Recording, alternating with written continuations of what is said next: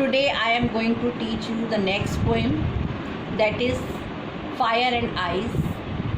It is composed by Robert Frost, who is a well-known poet of America.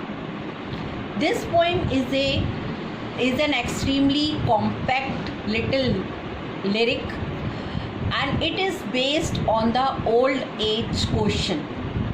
The question is about the destruction of the world, how the world will come to an end.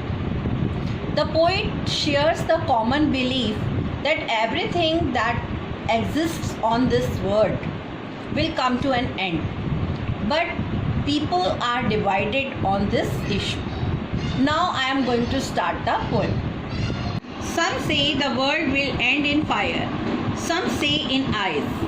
From what I have tasted of desire, I hold with those who favor fire. But if it had to perish twice, I think I know enough of hate to say that for destruction, ice is also great and would suffice. The existing world will come to an end one day. It is the opinion of the poet, but people are divided on this issue. Some believe that the world will end in fire. Here fire symbolizes passions, uncontrolled and unbridled emotions and desires. The fire of passions and desires will lead to the end of the world. But on the other hand, some people think that this world will come to an end because of ice. Ice here symbolizes cold hatred or insensitiveness. The cold reasoning and hatred will lead this world to destruction. However, the poet has experienced passions of love and desire. He supports those who believe that the fire of passions and desire will lead to the destruction of this existing world.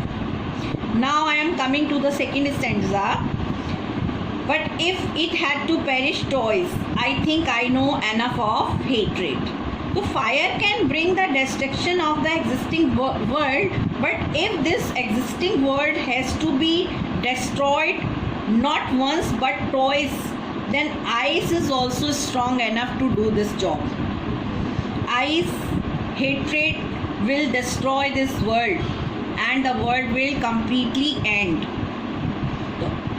The poet has seen and experienced enough of hatred in this world. Cold reasoning, devoid of human feelings, only produce hatred. And this cold reasoning is like ice. Ice itself is sufficient. Suffice means sufficient enough to cause the destruction of this world. Now the poet has shown the results of unbridled, uncontrolled passions and desires, and insensitiveness and hatred. Now the world will come to an end because of fire or because of ice.